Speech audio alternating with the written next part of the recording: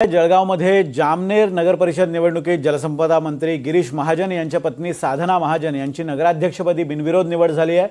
महाविकास आघाडीच्या ज्योत्स्ना विस्पुते यांचा उमेदवारी अर्ज बाद झाला। त्याचबरोबर शरद पवार गटाच्या उमेदवार प्रतिभा झालटे आणि काँग्रेसच्या उमेदवार रुपाली ललवाणी यांनी आपला उमेदवारी अर्ज मागे घेतला। त्यामुळे साधना महाजन यांची नगराध्यक्षपदी बिनविरोध निवड झाली आहे।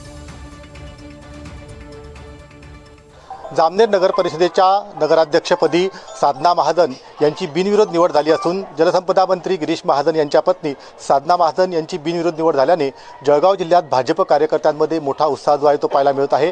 आपल्यासोबत साधनाताई आहेत। ताई, काय सांगणार? सलग चौथ्यांदा खरं तर आपण आता नगराध्यक्षपदी विराजमान झाला आहात, बिनविरोध आपली निवड झाली आहे, काय आपली पहिली प्रतिक्रिया? सर्वप्रथम सर्व कार्यकर्त्यांना आणि भारतीय जनता पार्टीच्या सगळ्या पदाधिकाऱ्यांना खूप आनंद झाला आणि आमच्या विकासाला अजून चालना मिळेल, जामनेर शहराचा विकास होईल। नक्की ज्या पद्धतीने काल खरं तर जयकुमार रावल यांच्या मातोश्री ह्या देखील बिनविरोध झाल्या आहे, त्यानंतर दुसऱ्यांदा राज्यात आपण या ठिकाणी बिनविरोध झाले आहे।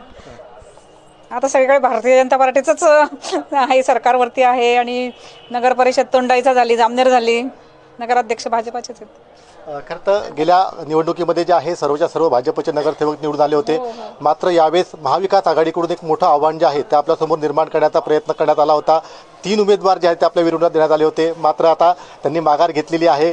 या भूमिकेबद्दल काय वाटतं? शहराचा 5 वर्षामध्ये जो चेहरामोहरा बदलला, विकास झाला, त्यांनाही वाटलं असेल की आता परत त्यांचंच निवडून येतील म्हणून त्यांनी माघार घेतली असेल, असं असेल। ते खरं तर जामनेर शहराच्या दृष्टीने बघायला गेलं तर गिरीश भाऊ जे आहेत ते गेल्या अनेक वर्षापासून या ठिकाणी प्रतिनिधित्व करताय विधानसभेचं, जलसंपदा मंत्री आहेत। आता अजून पुन्हा एक मोठी जबाबदारी आपल्यावरती आलेली आहे, याकडे तुम्ही कसं बघाल? जबाबदारीच यशस्वीने पार पाडू, शहरात अजून जास्तीत जास्त कामं आणू, निधी आणू, अपूर्ण राहिलेली कामं पूर्ण करू। महात्मा ज्योतिबा फुले, सावित्रीबाई फुले यांचं आमचं पुतळ्याचं लोकार्पण करायचं आहे, म्हणजे काम सुरू झालेलं आहे।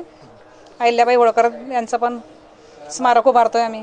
नक्कीच गेल्या 4 वेळेपासून आपण जे आहे जामनेर शहराचा विकास या ठिकाणी करत आहेत। काय वाटतं आता पुढील काळात जे आहे कशा पद्धतीने विकास कामं आपल्याला करण्याचा आपला दृष्टिकोन असणार आहे? जास्तीत जास्त विकास कामं करण्याचा प्रयत्न करू।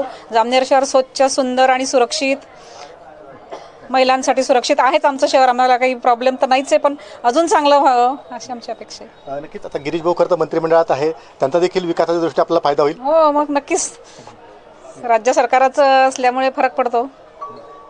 जास्तीत जास्त निधी आणून जास्तीत जास्त विकास कामे आम्ही आमच्या शहरात करू।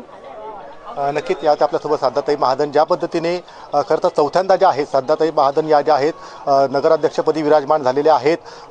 भारतीय जनता पार्टीच्या माध्यमातून मंत्री गिरीश महाजन यांच्या माध्यमातून जामनेर शहराचा विकास करण्याचा दृष्टिकोन हा आपला असल्याचं त्यांनी मत व्यक्त केलं आहे। मंगेश जोशी, NDTV मराठी, जळगाव।